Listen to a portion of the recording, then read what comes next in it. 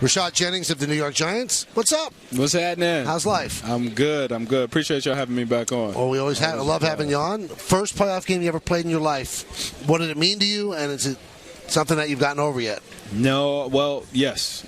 It was special to finally be able to say I played in the 17th game. We made it to the dance.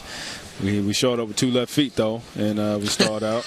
A 24-hour rule, win, lose, or draw, always had during the season. You know, if you had a great game, good, it doesn't matter, move on. Bad game, grow from it, move on. Obviously, this was the 17th game, and that's it. And it took me more than 24 hours to get over this one. It was actually the first time I shed a tear after a game. Really? You know, in a long time, just because of how much that means. But now you get that taste, what it feels like to make it, and then, so that's the standard. You know, there's so many turning points in the game. The slow start, obviously, they score a touchdown at the end of the first half, but you fought back in the second half. So to you, what do you believe the turning point was? Turning point, I mean, you really can't say that it was one specific thing. I think effectively we did not, throughout the course of the game offensively, we didn't put enough points on the board, and we knew that going into the game. You know, we started out at 3 too many times, and we had to give them the ball back way too many times. So the execution and little details was the story of that game. But, you know, we got a lot of upbeat. We won 11 games in the NFL. That's hard to do. Make it to the playoffs, that's hard to do. And we did that under his leadership of Coach McAdoo, first-time head coach. And we got a lot to move forward with. Did you guys sense, you know, late in the season, particularly when the conversation got going about the defense has gotten great, the offense is not putting enough points on the board. As an offense, are you guys thinking about that going into every game? Like, we have to do better to give this defense more points? No, you don't think about it as, you know, we have to do it for, you know, for the defense. I mean, obviously you want to, and we got to do it collectively as a team. Right.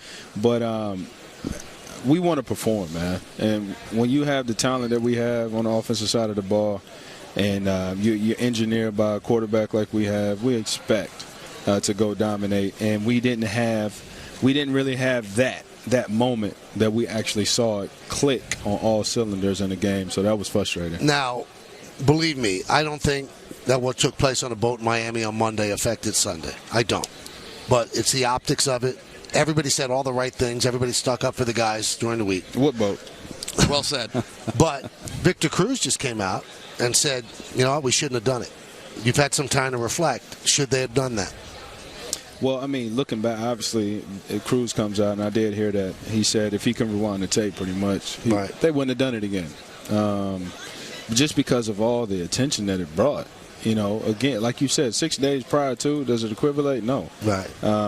You know, if they didn't, you know, we didn't have a dominant game and win, so then it's the boat. Well, if we won, you're going to say that, you know, you would never have heard the boat. I should go on the boat next week, too. Right. You're right. The front page would have said, if they'd won the game, I guarantee you one of the tabloid papers in New York, the front page would have been Love Boat.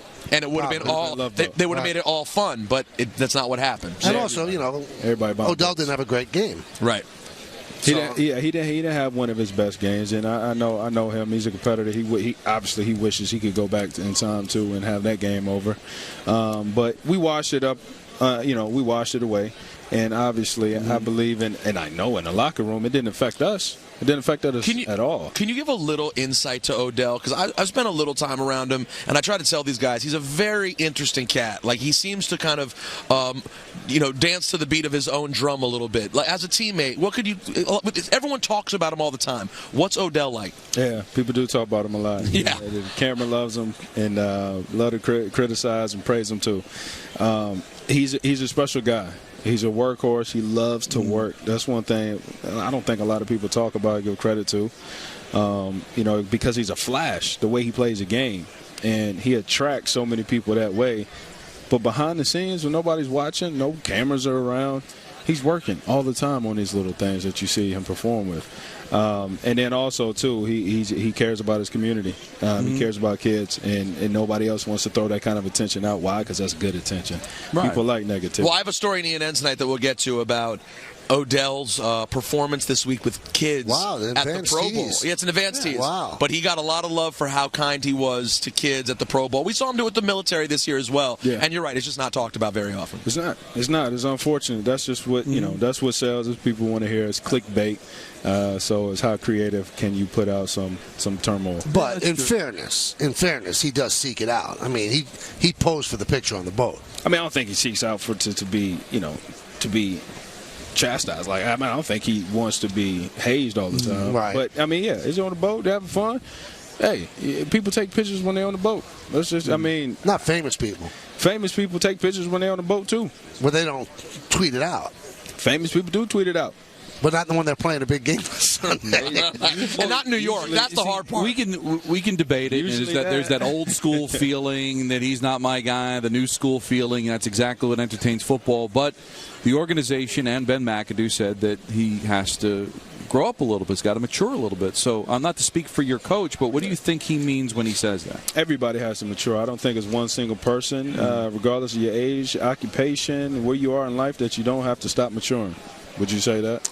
I'm done maturing. I'm 56 tomorrow. I'm done. He's done. I'm done. And by the way, and he's a birthday child. Tomorrow. Happy Groundhog birthday, Day. man. Thank you. Thank you. Look at there. I look good, don't I? Other than him, he doesn't have to mature anymore. Every one of us, normal people, have to continue to mature.